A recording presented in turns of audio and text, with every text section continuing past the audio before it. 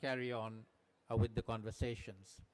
So let me start by introducing myself. My name is Salimul Haq. I'm the director of the International Center for Climate Change and Development at the Independent University Bangladesh in Dhaka. And this event is on, we're calling it Beyond Dialogue to Action and Support to Avert, Minimize, and Address Loss and Damage. The two words there are action and address loss and damage. Not just dialogue and not just avert and minimize anymore. And we're very proud to be co-hosting this and co-organizing it with the Manila Observatory represented by Tony Lavinia here. We also have a number of very distinguished senior negotiator speakers here, two at the table. I'll introduce them first and give them the floor, and then we hopefully will have a few more joining us, and then we'll let them speak as well. So we have on my left Malcolm Dalesa, who is the Climate Diplomacy Coordinator, Government of Vanuatu, and on my right, we have Fatuma Hussain, who's the SBI Coordinator for the Africa Group of Negotiators on Climate Change.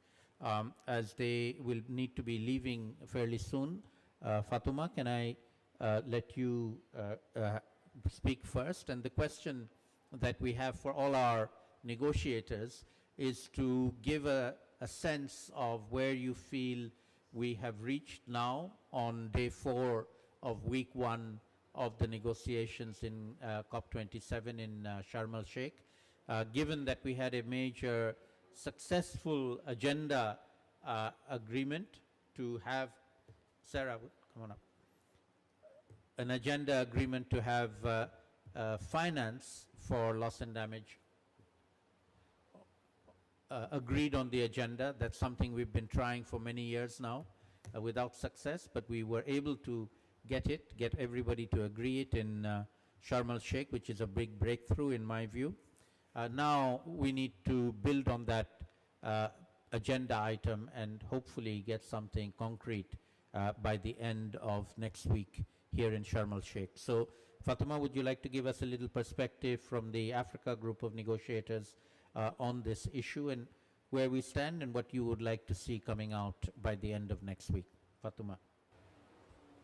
Thank you very much, Dr. Salim, and good afternoon, everyone. Hope you can hear me well.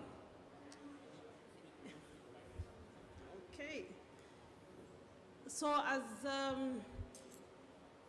as you've heard, I think for the Africa Group, loss and damage is quite an important issue. You've heard it from our leaders in the last few days that we would like to see clear, successful outcome here from this COP, and the package in terms of, the climate impact related package that the African continent would like to see would definitely involve loss and damage. And loss and damage, we're looking at it on all the aspects that are on the table at the moment. We have the Santiago network on loss and damage. We have the WIM reports of the EXCOM WIM, the governance issue of the WIM, and then the most important issue, which is finance for loss and damage. So coming to the Santiago network for loss and damage, which was established at COP25, basically to provide technical assistance to developing countries who really need this kind of assistance. We have COP26 last year. We've agreed on the functions of the network and decided really that funds have to be provided for the network to really provide the technical assistance that is required on issues to avert, minimize, and address loss and damage, but importantly on addressing loss and damage. So where are we now? What we expect basically from the African group side is that we agree on the details of the institutional structure of the Santiago network. We agree on the operational modalities, the different structures, the different terms of references for the different institutions that we are creating. And this involves the advisory board for the Santiago Network, the Secretariat, the host institution, and the focal points for loss and damage in all the countries. So agreeing on those details, the discussions have started really, I think it's progressing much better than we saw in Bonn, and hopefully we will get a compromise, and because this particular issue is critical that we finalize it here so that it can be launched at the next COP and we get the funds and the technical assistance rolling for developing countries that really need this kind of assistance. Coming to the governance of the WIM on loss and damage, this is going to be a very difficult issue. We've not agreed on it for the past COPs, and this primarily because, you know, in the decision that adopted the Paris Agreement, there is clear indication that the issue does not include compensation and liability. Whatever we've agreed upon, the Paris Agreement, Article 8 does not involve compensation and liability. So because of that, developing countries would like to see the governance of the WIM, or the WIM, for that matter, the Warsaw International Mechanism for Loss and Damage, to report both to the COP and the CMA, the COP being the governing body for the UNFCCC Convention, and the CMA, which is the governing body for the Paris Agreement, to ensure that we have that kind of flexibility. Then coming to the question of loss and damage finance, which was a very difficult issue, and we stayed on here until the morning of that day to agree on that agenda, which is critical for all developing countries. And I must say the focus is really from our side as Africa and developing countries for the financial arrangement for loss and damage to really focus on addressing, because we believe that avert being mitigation by itself, averting loss and damage would mean mitigation action, and minimize, meaning adaptation actions, are all covered by the existing financing mechanisms, the GCF, the JEF, and all the funds that we've created all address those issues. But when it comes to effectively addressing loss and damage, we need a clear financial arrangement, whatever we call it, whether it's a fund or a facility. From the Africa Group side, our expectation is basically for that discussion, which is just started 2 days ago. Today is the next session at 5 o'clock, actually in a few minutes. And the expectation from our sides as developing countries is to establish the new loss and damage financing facility at this COP. It will not have money in it at this COP, but that is going to be essentially an important start for us, beside the connotations around the agenda, and beside that issue, because we're seeing loss and damage affecting all our countries. $400 billion is what is expected every year. The magnitude of loss and damage will not fit in the existing financing arrangements that we have under the Convention and the Paris Agreement. Therefore, that's why we need a separate financing facility. If we can agree on the establishment of the facility, the functions of this facility, broadly on the sources of financing for this facility, including public obligations on developed countries, as well as innovative financing, and send a clear signal, particularly for the UN, in terms of coordination of loss and damage, I think that would be a critical step forward. And in terms of the link of that process to the new collective quantified goal, that was also a question that I was told to address. We see the new collective quantified goal discussion to have, a broad goal on finance, as well as sub-goal on mitigation, adaptation, and loss and damage. So the Africa Group in particular is calling for specific targeted technical discussions on loss and damage finance goals next year when we have those workshops, and looking forward to great discussion The way we've seen in the NCQG discussion is basically, you know, workshops, and we want it to be really technical, and at the end of 2025, have clear choices for our political leaders so that we see how much are we calling for loss and damage finance goal, adaptation goal, and mitigation goal, and the overall goal for the new goal. Thank you very much. Thank you very much, Fatuma, for that. I know you have to rush off to the negotiations, so let us wish you good luck. Two comments before you leave. Firstly, the good news from my perspective is that we have very good unity in the G77 in China on this particular issue. That's how we got it in the agenda. We need to keep that unity going forward over the next few days, and hopefully by the end of COP27 we can have what I am now proposing we call the Sharm el-Sheikh finance facility for loss and damage by the end of COP. So good luck with that.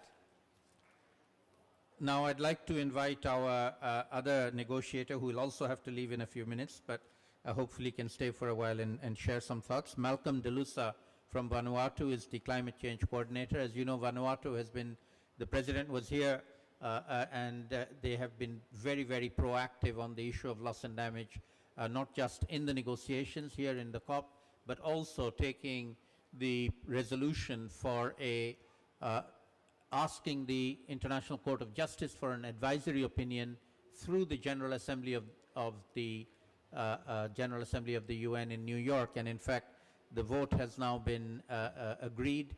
The question has now been proposed, and we are now lobbying for countries to pass the resolution. So I'll ask Malcolm to tell us a little bit about what's happening on the resolution side, and also your expectations for the COP itself. Malcolm?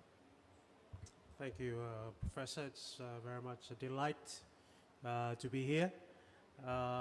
For Vanuatu in particular, loss and damage is something that we've been pursuing for quite some time, and in terms of the historical context, similar as with Bangladesh, Vanuatu in 92 raised that issue of loss and damage as part of the AOSIS group, and you know, it has come a long way, and I'm very much pleased to see that at this particular COP we've got the announcement for the loss and damage financing facility, and that's in itself is you know, a significant step in the right direction.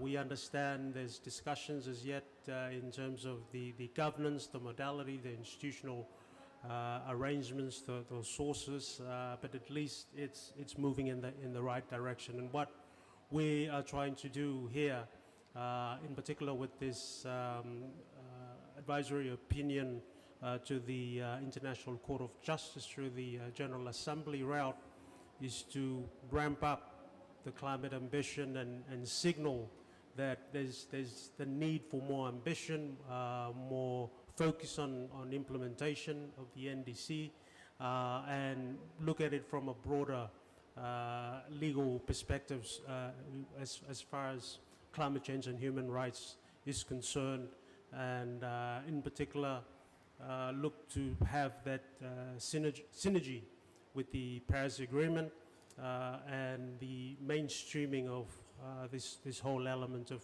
human rights and other legal framework within the UN body. So I think I'll stop at that, Professor, and if there's any further we can discuss. Thank you. Thank you very much, Malcolm, and we wish you good luck with the vote in the UN General Assembly. Hopefully we will reach not just a simple majority, but a vast majority, a big majority in the resolution from the UN General Assembly. So now let me turn to Sarah Ahmad, who is with the Secretariat of the V20. Let me give you a little bit of a background. The V20 is the group of finance ministers of the Climate Vulnerable Forum. The Climate Vulnerable Forum now consists of 58 countries, and therefore the V20, the finance ministers are actually 58 finance ministers, not just 20 finance ministers, which is what they had when they started. So the name V20 is a bit of a misnomer.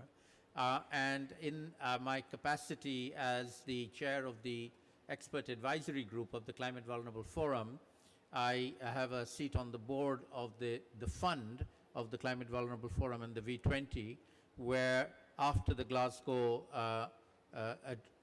COP26, the board decided to create, not just wait for the negotiations, but to create a window for loss and damage to deliver funds to the people who are suffering the impacts of climate change today, and to do this as quickly as possible.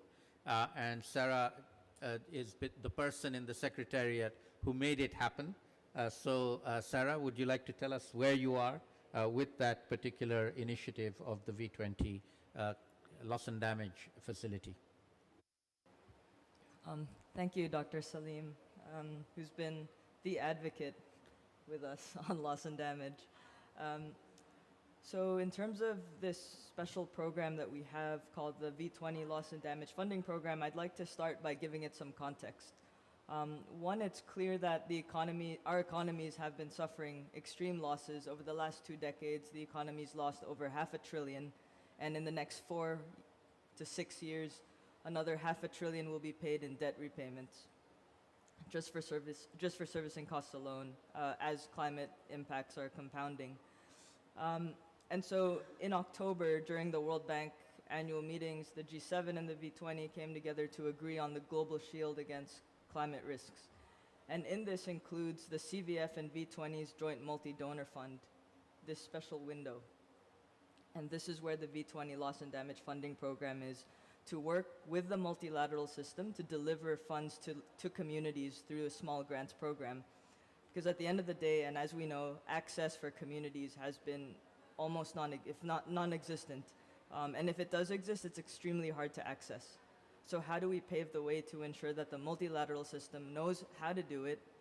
And so this is why the V20 is test bedding the loss and damage funding program. Part of the Global Shield financing structure, just because I think it's important to see the full picture of what this is, includes premium subsidies and capital support to ensure that prearranged and trigger-based financing is made available and accessible. Guarantees to reduce the cost of capital. Adaptation is expensive. We need loss and damage funding, and we need the doubling of adaptation. The fourth is distribution channels to ensure that micro, small, and medium-sized enterprises, who are a source of employment for much of the population, are also supported so that they can continue and they can continue to operate even with these disruptions. The fifth item, which is critical, is that we haven't really seen much solutions on the slow onset side of things. And so within the V20's financing structure, we'll be pioneering a slow onset financial risk pool to look at how we can address displacement. And so with that, we look forward to very much collaborating with all the actors working on this very important topic of loss and damage to see how we could test bed and thus scale through the multilateral system. Thank you. Thank you very much, Sarah, and we wish you good luck with the new initiative to support the people being impacted by climate change. One of the things that we often discuss in terms of finance for loss and damage is talking about new finance for loss and damage. I was having dinner with a couple of the developed country negotiators last night, and where will money come from and who will pay? And I said, people are actually paying as we speak. The people who are paying are the victims. And if you add up all the costs that they are having to bear, we're talking billions of dollars of losses and damages being paid by the victims themselves. The flood hit people in Pakistan, the flood hit people in Nigeria. They are paying. The question here is, what can we do here to help those people who are paying from their pockets today? It's not as if something's going to happen in the future anymore. It's already happening, and people are paying, and they need help. And that's really the question for all of us here. I'm now going to turn to our co-organizer of this session, Tony Lavinia, who is the Associate Director of the Manila Observatory, to share some thoughts. And then we'll open it up for comments and questions from the floor. Hopefully we can get some good discussion going in terms of what happens next, what can we do to make this this issue progress further in the next few days that we are here. Tony, over to you. Thank you, Dr. Salim. I was given the task actually of imagining and then articulating what a loss and damage mechanism would look like at the national level. And I'd actually like to start with one thing we're always grappling whenever we advocate this, and Salim and I have been doing this for years already, which is, why do you need another mechanism? Why do you need, isn't that part of adaptation? Way back in Warsaw, that was the big fight, right, at that point, which we thought we had settled by Paris, but apparently have not. And my answer is very simple. In the Philippines, as you know, is the number one, probably, certainly top 5 most at risk to climate change. Just before we came, we had a typhoon that struck actually almost the whole breadth of the country. And in my island of Mindanao, both ends of the island was hit with floods and other things hitting agriculture, quite a number of lives lost. And I always tell people that when that happens, you cannot actually go to these communities and these islands and talk about mitigation and adaptation. You know, how can you do that when they are experiencing climate change right at that moment, and they cannot think about resilience, they cannot think about all the long-term you need things to do? If you have experiences I've had on developing adaptation programs, the time and energy you spend for that is quite a lot, and so adaptation is not the answer to what we are already experiencing urgently. It's the answer to what we might have to do to prepare for 20, 30, 40 years from now. But it's not what we're going to be faced with tomorrow, next week, even next year and the next 5 years. And that's why you need a loss and damage mechanism at the national level, one that could respond directly and urgently to the needs of communities that are faced with climate change on a regular basis now, one that could make them stand up quickly, and that's why actually go beyond the debate on liability and compensation by actually saying, regardless of that, the idea is we have a global obligation for restitution. People need to be restored and be in a better place for the future so they can deal with climate change impacts in the future. So that's what we should want to do. We're obviously happy that we are making progress in the COP on this, and we hope we get a conclusion. If not this COP, next COP, maximum, I think.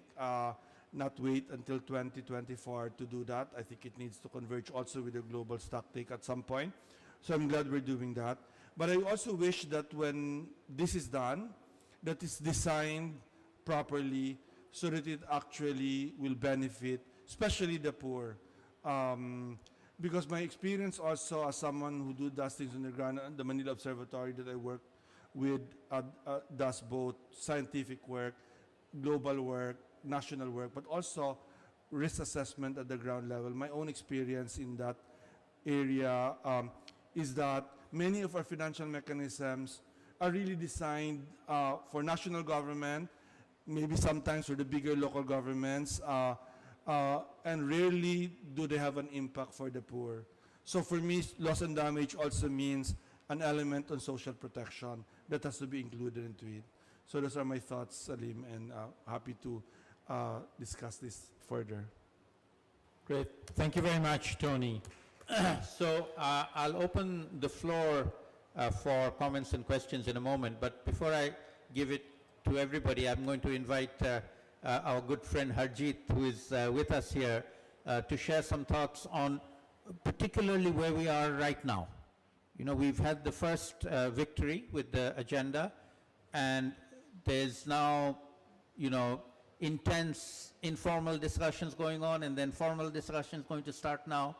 What do you think we need to do in the coming days to land this in a good way? Sure. Thank you very much, Salim.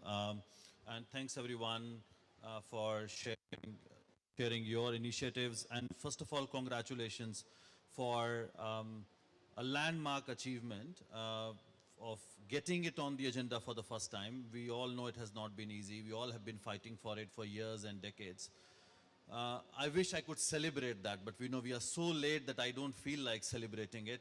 But it is a significant moment, nevertheless.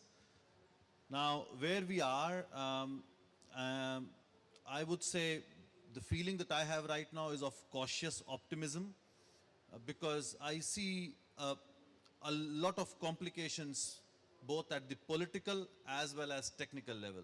And Salim, what you said, let me circle back to that point of unity, which is extremely important at this moment. And the reason we are here is because of G77 and China unity.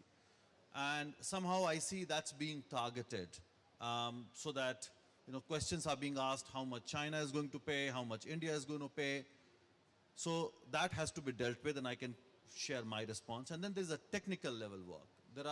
There have been a lot of initiatives and all are contributing, but we are here with a very specific demand of establishing a loss and damage finance facility, and Salim, as you said, Sharm el-Sheikh loss and damage finance facility. Now, let me go to the political level. If we start now playing into the hands of people who want to play divide and rule once again, we are going to lose it. And that's why I'm very, very cautious, and that's why we are holding several meetings with delegations as well. I think when we are demanding now this facility, we are talking about historical pollution. We are talking about historical polluters. And they have not done their fair share until now. That's why we are facing this crisis. Be it mitigation, be it adaptation financing, and now loss and damage, they have blocked it for years. So let's first ask those rich countries who are saying then more contributors should join. The big question, have you met your fair share? And when we apply the principle of equity and justice, who should be at the forefront delivering that money so that justice can be delivered as well? And that's why it's really important to target the industrialized countries who have the biggest responsibility. And I think we need to really engage with that political process. Now at the technical level, right now, of course, the discussions, so we have already agreed why we needed the facility. That's on the agenda. Now it's all about how. Now it's about when. And then the question comes, who's going to pay for it? I think at this COP, if you ask me, we can avoid that question, particularly in terms of governments. Yes, we need to say that polluters need to pay, particularly, and we are hearing voices that companies must pay, but companies are not going to pay on their own. Governments have to make sure that they have a system in place to make them pay. But I think that's the next order of question. There are another questions people are going to ask. Who should get the money first? Who is most vulnerable? Sorry, that's not the question for COP27. Let's discuss that at COP28 or next year. Right now, it's all about unpacking what the facility should be. What should be the principles, functions, where it needs to be located so that it can maximize on the Warsaw International Mechanism, at the same time connect with the financial mechanism. We need to talk about the operational modalities. I think that's the discussion. And if we are able to agree to establish the facility here, have that language on establishment, which is something what we did with Green Climate Fund, same thing we did with Santiago Network. So there are many precedences, that give us that space and opportunity to demand that. And then some broad institutional arrangements, functions, and a process to assess the needs, good enough. We are not asking for anything unreasonable here. So let's just stick to that. Rest of the details we can work on it next year. It also speaks to the Glasgow dialogue process, which needs to be beefed up. And it also corresponds to exactly what we agreed in the agenda, that 2024 is an absolute deadline. We can't say we will agree on the last day of the COP and 2024 and say it's a conclusive decision. No. When we say no later than, it has a meaning. So let's be good students, do our homework well in advance, and not burn midnight oil, on the last day of the COP in 2024. Thank you very much. But I do have a question. Can I come back to that? Okay. If anybody else wants to come in. So and this is connected to the technical process. And what you talked about Global Shield. I'm sure I don't have to, you know my position. Insurance is something that we all have been very keenly watching, at least for the last 15 years. And I have myself seen how G7 announced insurance initiative in 2015, quite in response to our demands on loss and damage finance. And then it became Insure Resilience by 2017, and now Insure Resilience is becoming Global Shield. So my question is, are there elements other than insurance in Global Shield? What are those elements? Because so far we hear that insurance happens to be at the very core of Global Shield. And if you all noticed, Alok Sharma, the previous COP president, mentioned a word uninsurable, which Salim and I have been saying for a very long time, that the places that were insurable are going to be uninsurable in future. Coming from a rich country, and there are many examples from the US and Europe, and we are selling that product to developing countries, when developed country, and Alok Sharma at this COP, in his opening speech, used this word uninsurable. That worries us. So I'm curious to know what those elements are in the Global Shield. Are there any grant elements? And if we are subsidizing, how long we will continue to subsidize? And will that be sustainable, especially the uninsurable element that I referred to? So some of those questions. Sorry for the long response. Thank you. Thank you very much, Harjit, for sharing your insights and the question. I'll let Sarah respond to your question in a moment, but let me just also add, just in the last few days, I saw an article about the insurance of houses in Florida. The insurance companies are refusing to insure houses in Florida now. They're just saying no more insurance. These hurricanes are getting worse, and they're going to keep coming. We're not insuring houses for hurricane damage anymore in Florida, in the United States of America. So uninsurable is going to become a much bigger and bigger category going forward. Sarah? Yeah, I think it's important to understand that it's prearranged and trigger-based financing. What we understand of prearranged today is insurance, just like a long time ago what they understood as transportation was a horse carriage. We don't drive horse carriages today. We drive cars, unfortunately. We need public transportation, but that aside, we need prearranged financing, because what happens during a disaster is that it happens and then we're scrambling for funds. We're scrambling for aid that takes months to deliver. We're scrambling for debt. The cost of capital gets higher because you've just gotten hit. That's just not feasible for us. You can't support your economy. You can't ensure that the protection of your people, of your communities, of anything, of your functionality. We need prearranged resources ahead of time. We need predictability of finance. And this is what the Global Shield must accomplish to be deemed successful. The difference between the Global Shield and the Insure Resilience Global Partnership is the V20's trust fund is in the Global Shield, which means we can start pioneering solutions. Just like in 2012, the Climate Vulnerable Forum started sounding the alarm on the difference between 1.5 and 2 degrees.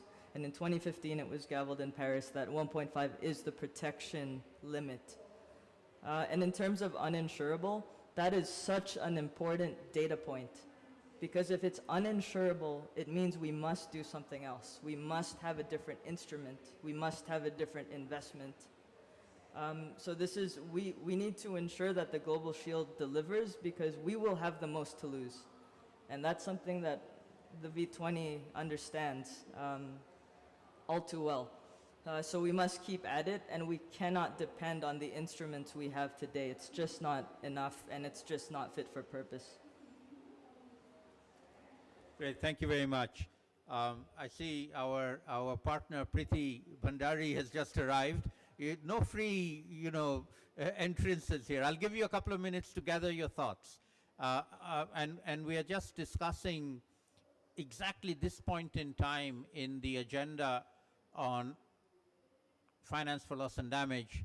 How do we take it over the line in the next few days and get something concrete established here in Sharm el-Sheikh by the end of COP27? And Harjit just mentioned a few things that he calls it cautious optimism, which I agree with, but I tend to be a lot more optimistic than him. So one of the things I just wanted to react to Harjit's comment in terms of the negotiation process itself, something that I think is a significant but understood or appreciated, that the agenda item is under finance. It's a sub-agenda item under finance. It's not loss and damage anymore, all right? And so it's now the finance negotiators who have to understand loss and damage finance, which they may or may not do because they are not the ones who have been negotiating this, who will now have to take it over the line. So I see that as both a challenge and an opportunity.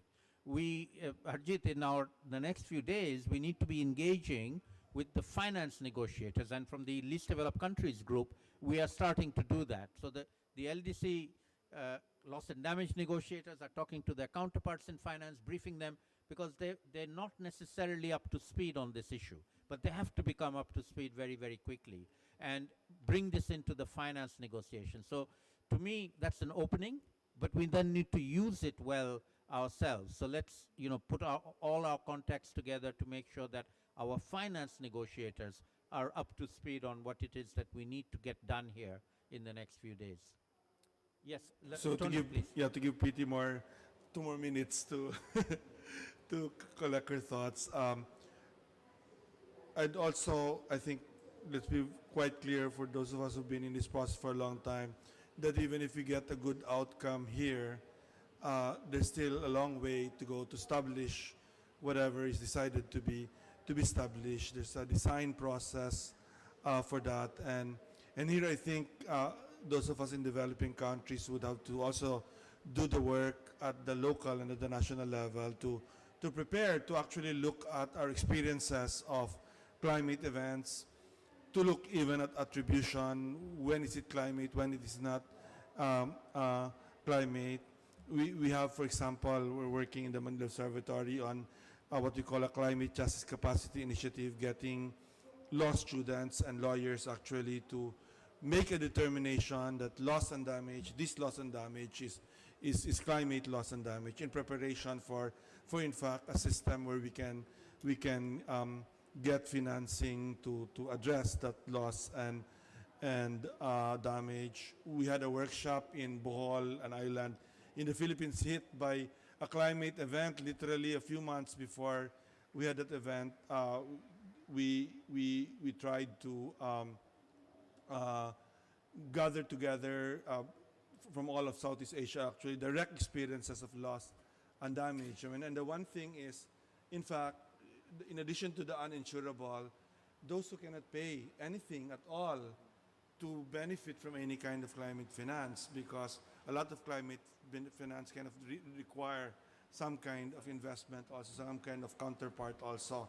But many of those who suffer most of the loss and damage don't even have that.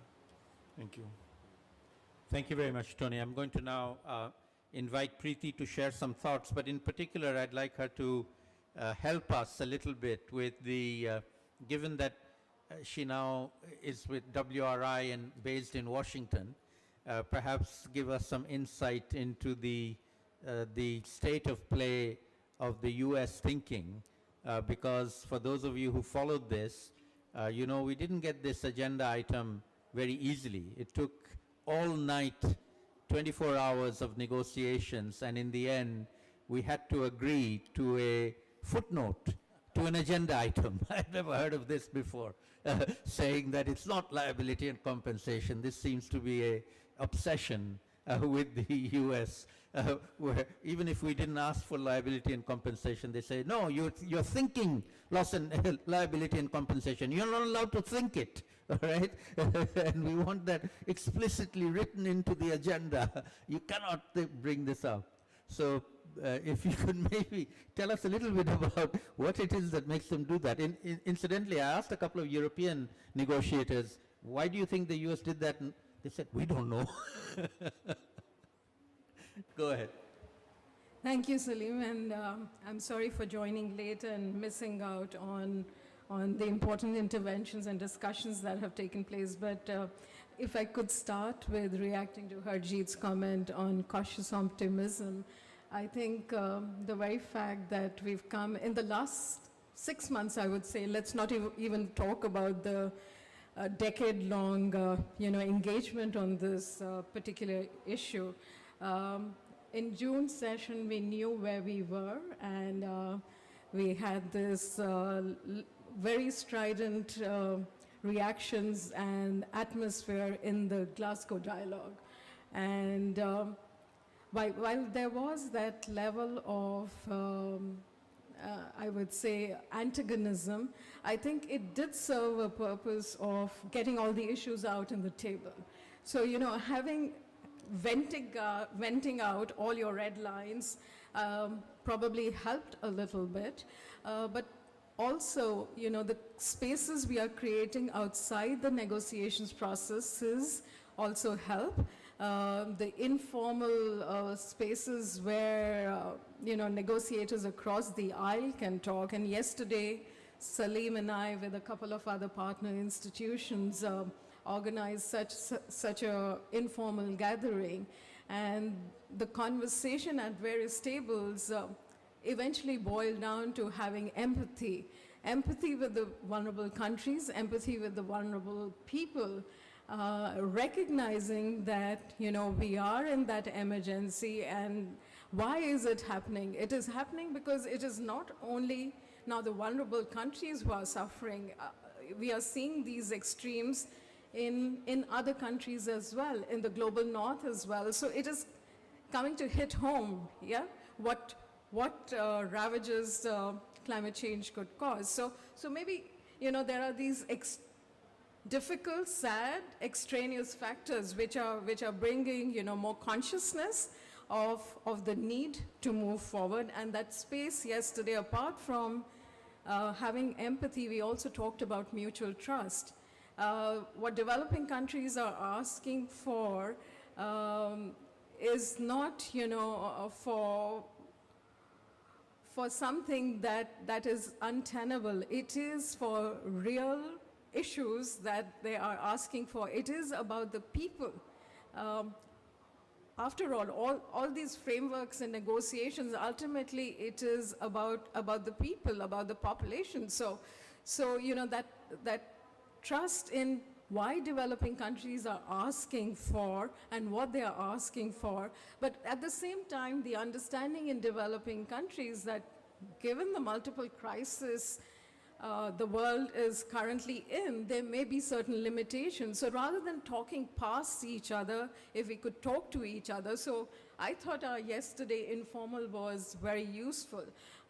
Going back to, the state of play in the US, way back till September also, we saw that there was heavy reluctance. And we have to also understand, US is a composition of different actors, different departments, different parts of the government. But having said that, I think the NGOs in the US have done a lot of work behind the scenes in interacting with the US government, various actors in the US government, in bringing that kind of understanding, what could be, A, what is the issue, but B, also what could be possible, a better understanding of what could be the levers, what could be the instruments. So there has been a change in tone, and I would like to recognize many of the think tanks in the US who have been engaging in that process. And it's something called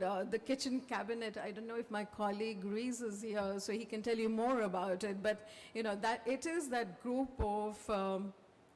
of individuals and think tanks who are constantly creating that kind of consciousness of what the asks are and what is it possible what are the possibilities for the US to bring to the table. So I will say succeeded completely, but at least the first baby step has been taken, and that's why we have an agenda item. So we have to create more of those informal spaces and more of that engagement and advocacy with different actors on both sides, I would say. And you were talking about, within our own developing countries, getting the finance actors to talk to the other actors itself. We know what the challenge is, and there are similar challenges on the other side. So if we can have that kind of a better environment than it has been in the past, I think, and all commit to it.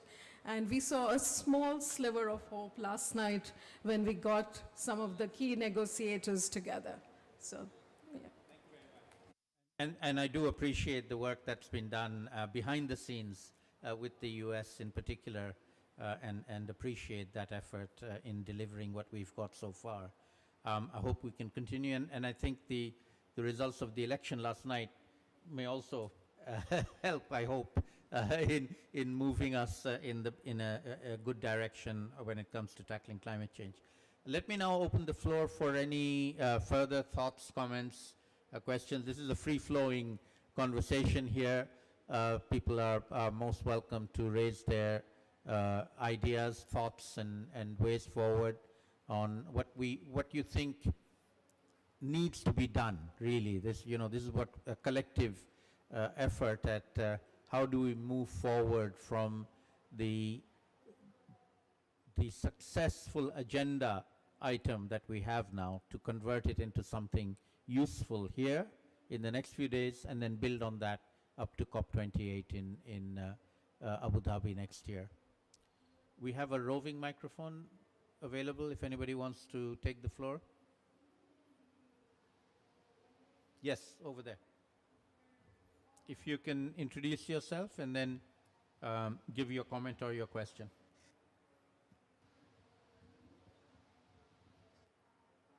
I'm Derek Walker. I'm with Environmental Defense Fund in the U.S. And my question is not a simple one, but what can a nonprofit organization based in the U.S. do to support and ally ourselves with the cause that you all are so eloquently describing today?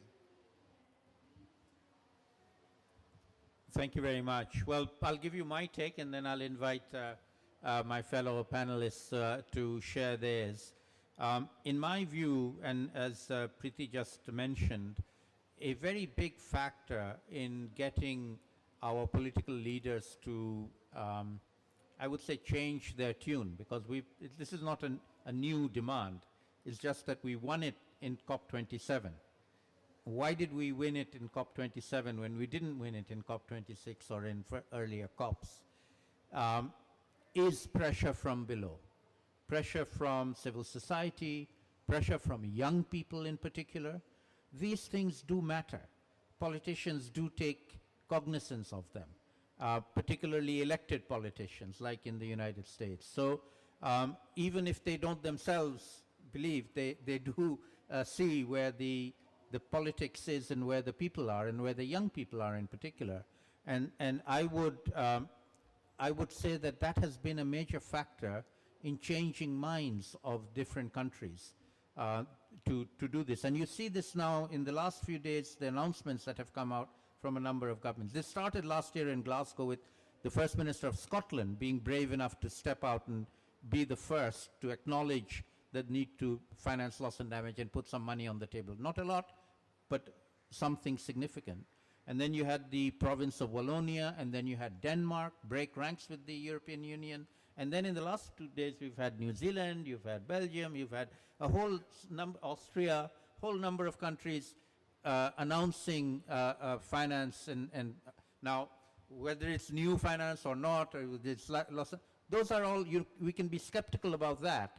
But the fact that they've done this when they didn't do it last year and they didn't do it before, to me, shows a shift in the general push from people to their own politicians. And I hope that that's something that civil society groups in the US and those of us outside the US can help each other get those messages across, hopefully, to and we need to learn about your politics as well. So as Preeti said, every country has its own internal politics that one has to be cognizant of and take into account. But let me invite Tony, Preeti, Sarah, or Malcolm.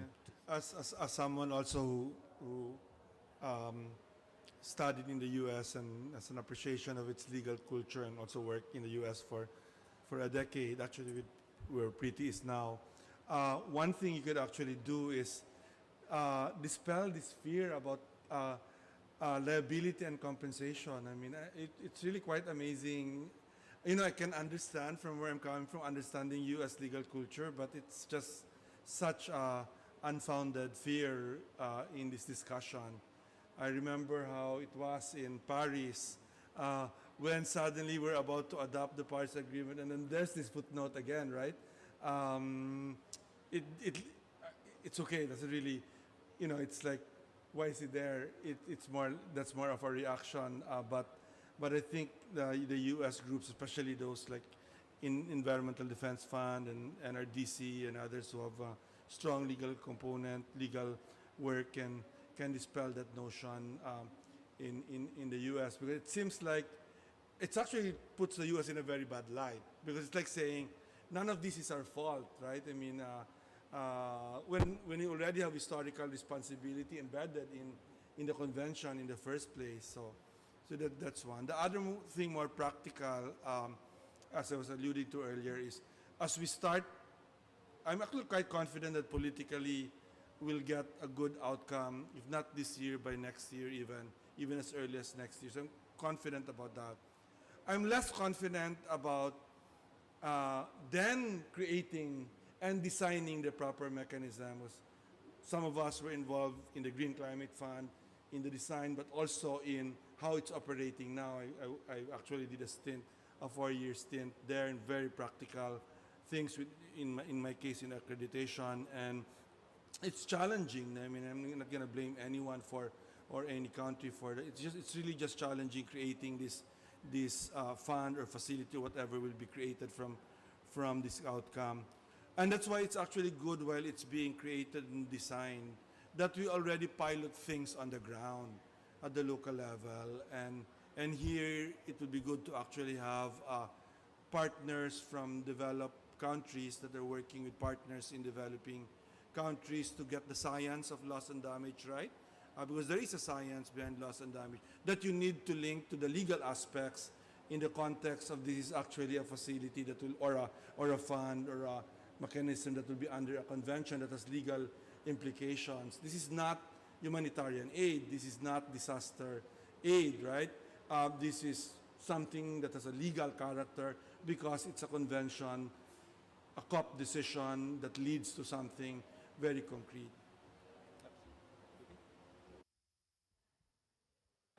Thank you. Just a footnote to what these two eminent gentlemen have said. I think it's also a question of, bringing in some understanding and capacity to our policymakers. So, what we can do. Loss and damage is a complicated issue. It is a complicated issue. In these halls also, we know that there are different levels of understanding of what we're talking about in loss and damage. And sometimes,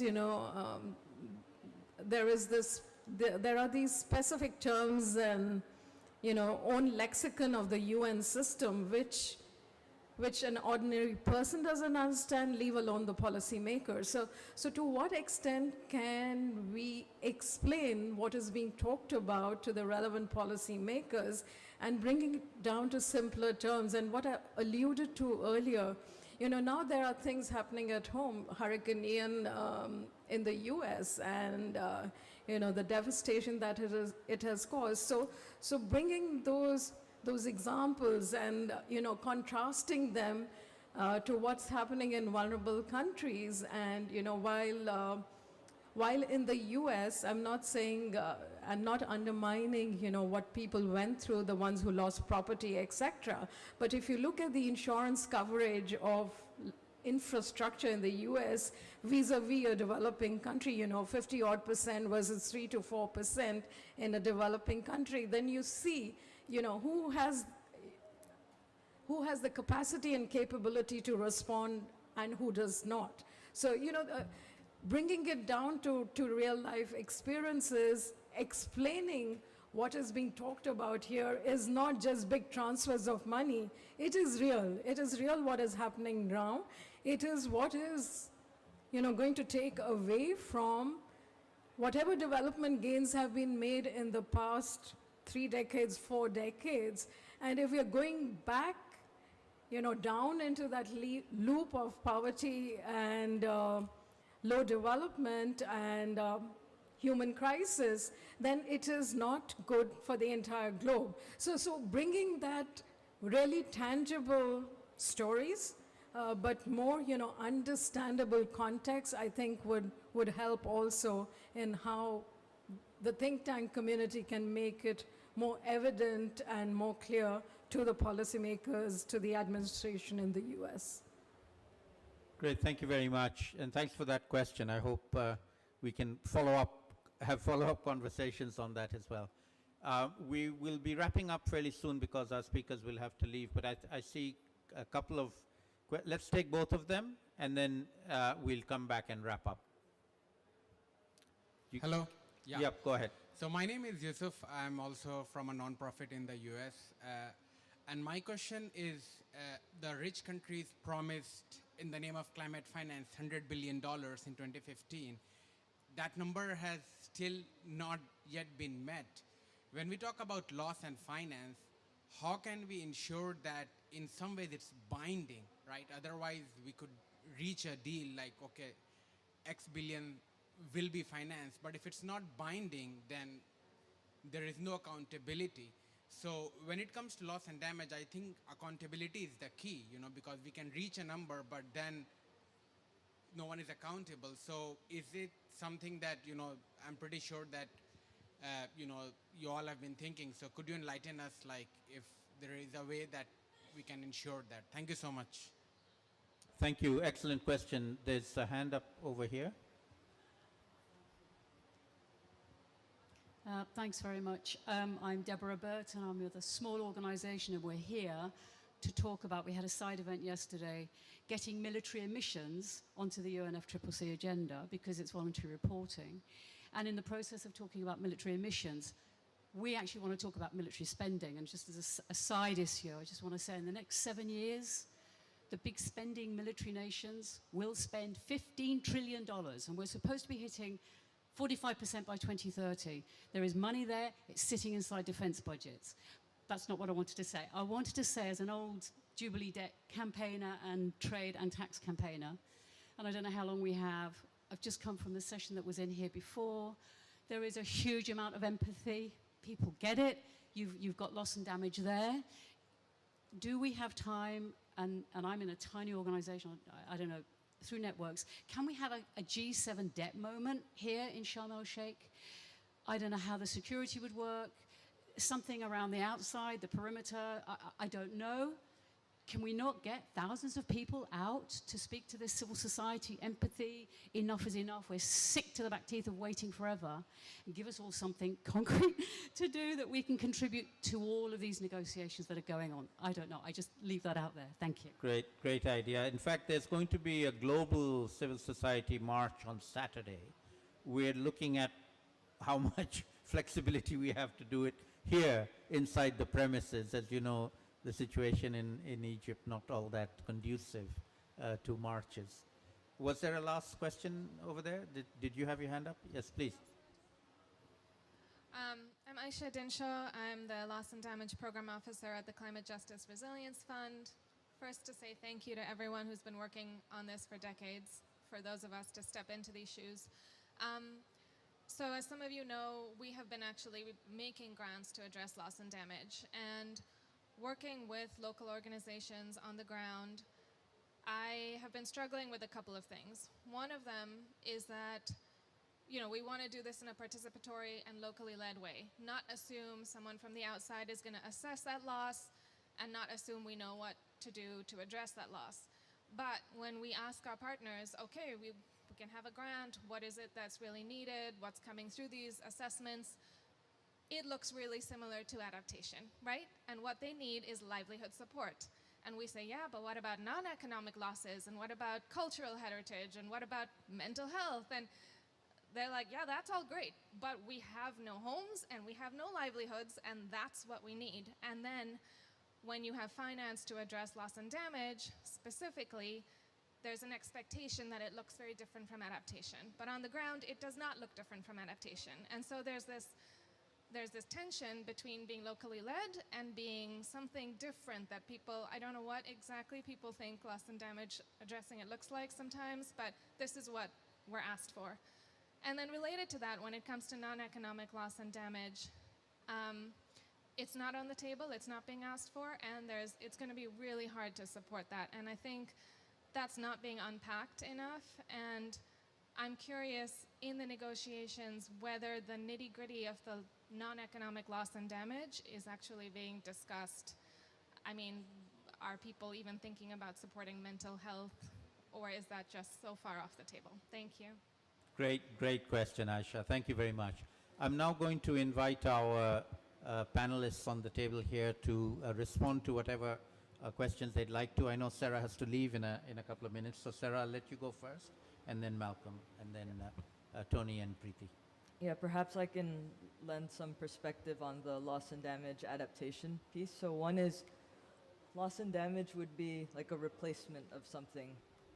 Let's say, so I'm horrible with my phone, but let's say I lose my phone because, I don't know, it gets washed away. That's a loss, and I'd have to replace the phone. But let's say I was smarter and bought something that allowed my phone to float so I could pick it up later. That is adaptation. But they work together. So that's not to say, it's confusing, I think, when we try to make people try to separate it to the dollar. And that's not the point. The point is we have to look at it from a portfolio perspective instead of a project level. And that's what the loss and damage funding program of the V20 is looking at. Because we're dollar counting it just doesn't make sense. We just have to be practical about building resilience and how we can ensure that there's loss and damage funding, because it is needed, but also that adaptation comes through so that we're not building the same medical center in the same area or with the same equipment or whatever it is. So just some context there, but I see your point in terms of communities. I mean, it shouldn't be on them anyway. They shouldn't be responsible for trying to figure out the difference. If anything, we just need to make sure that they get what they need in terms of, they are more resilient, they have livelihood diversification or livelihood replacement. So replacement, loss and damage, diversification, adaptation. So these are different types of things that a typology or something could probably help with as we look forward to trying to deal with these two areas. Thank you very much. Yeah, I think I'll respond to the question in terms of the binding nature of, say, loss and damage finance. I mentioned earlier about Monarch's initiative about the advisory opinion to the International Court of Justice. I think while an advisory opinion is such, it will carry moral authority and weight, and it will be complementary to what the UNFCCC is trying to do. So it'll be something to enhance the whole aspect of negotiations, and as far as loss and damage financing is concerned, but it should be able to contribute to the authoritative clarity as far as obligations, particularly of states, is concerned, where financing is concerned with in the context of climate change and loss and damage particularly. Thank you. Just to respond to a couple of points by a colleague from the Climate Justice Resilience Foundation. We had a very interesting experience in the Philippines because we passed People's Survival Fund, which was an adaptation law that would allow local governments to actually access a fund and prepare for adaptation. Almost zero local governments did that. They didn't know how to do it. Loss and damage, however, is something when it happens, they'll have to respond to, and people will have to respond to. So I think the same with in the GCF when they talk about adaptation. The whole process of developing that is very different from what you actually need to intervene with when, in fact, loss and damage happen. So the connection for me actually is loss and damage can position communities to do adaptation and mitigation if the intervention is correct. So even with energy as mitigation, when an island in the Philippines gets hit by a typhoon, you know, its energy system collapses, basically. Whether it's hydroelectric, renewable, or whatever system it's using. And the replacement is, guess what? Generators, power barges that's oil, you know, oil powered. So it's quite, you know, but if you have the loss and damage mechanism that also has a mitigation perspective, then you can bring in renewable energy, insert it at that particular point in time. So it positions, that's why I say it positions us better for mitigation and adaptation, which requires a longer timeline. So that's one. I really like your point about non-economic assets. We had actually a workshop in Southeast Asia, in the Philippines, that where everyone was saying that's actually the most important.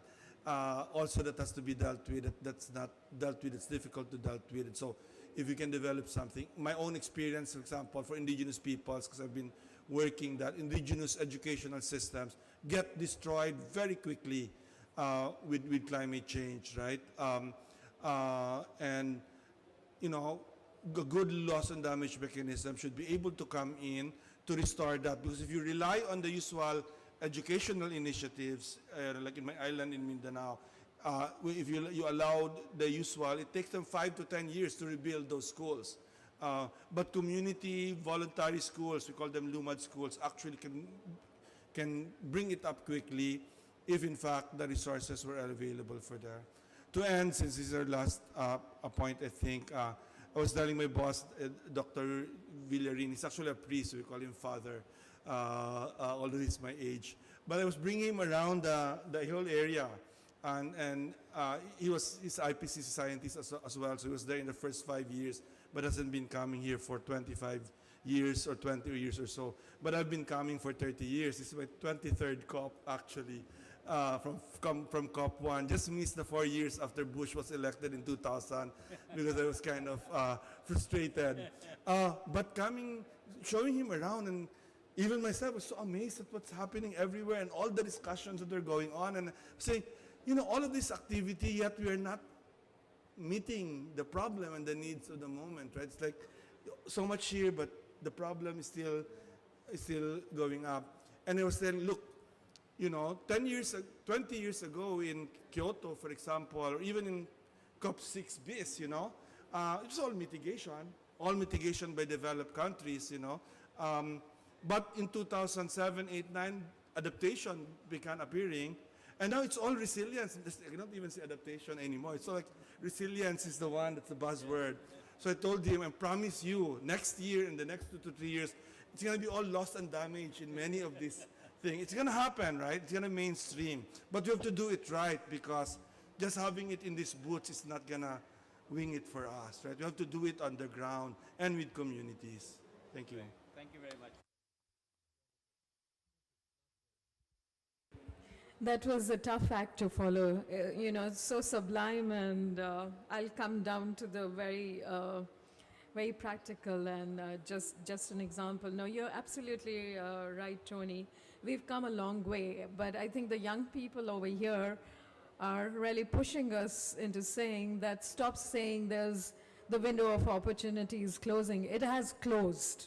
It has closed, and yet they are not seeing the response that should be there. So it is also the question of speed. You know, everything has to happen parallelly. We don't have that luxury now that we are first talking mitigation and then we will adapt and then whatever is the residual. So the time factor, I think, is working against us. But going back to the question of accountability, and that's where I've coming a little to the brass tacks.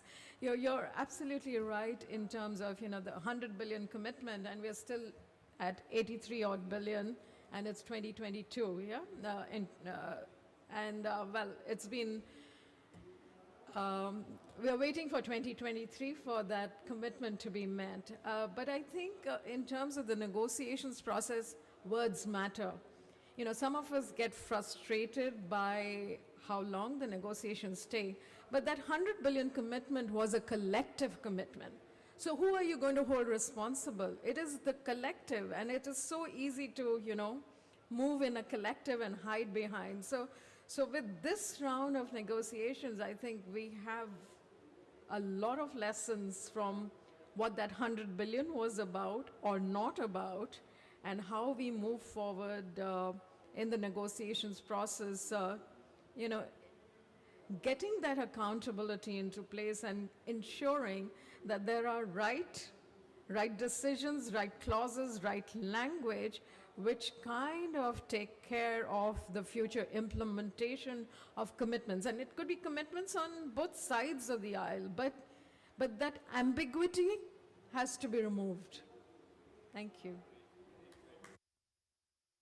Great discussion. Thank you all very much. So before we close, let me just take us out of the narrow discussion we've been having here in the context of the actual nitty-gritty of the negotiations and the outcome here in Sharm el-Sheikh, to the larger issue of impacts of climate change. I call this the era of loss and damage. We have just begun, my friend.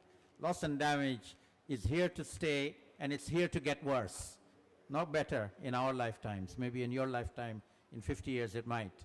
But we now have to adjust to that. It's a very steep learning curve, and you're quite right, it's complicated, it's not easily understood.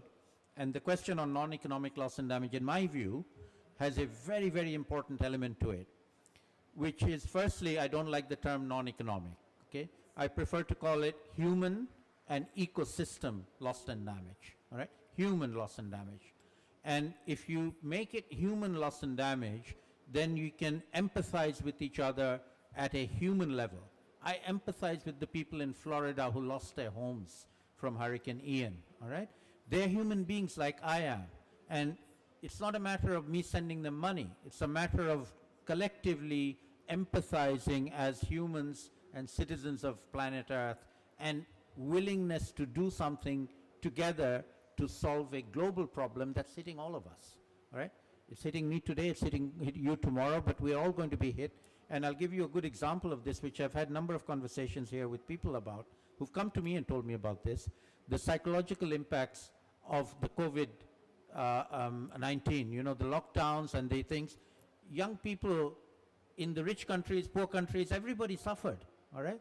Everybody suffered equally. It doesn't matter how rich you are or poor you are. That suffering, that mental suffering, is something that's universal. It doesn't involve money. So we get very focused on money being the solution. Money is important, but it's not the only solution. And so we can talk about human losses and damages in a manner that connects us to people all over the world. Rich and poor doesn't really make a difference. And that, to me, is an opportunity that we need to be looking at out of the negotiation space. This is not a negotiation item. It's a human activity with tens of thousands of people gathered here in Sharm el-Sheikh. Can we connect with each other at a human level and take this forward once we go home? And I see that as a huge opportunity here. There is a lot of empathy, networking, working together opportunity created by talking about loss and damage. In the narrow negotiations, it's a very focused one, but in the broader ones, of all of us, I think it's something that generates empathy and a sense of solidarity with each other. So I hope that we can see something positive come out of the negative impacts of climate change that are happening. So thank you all very much for spending your time with us. I hope you found it interesting.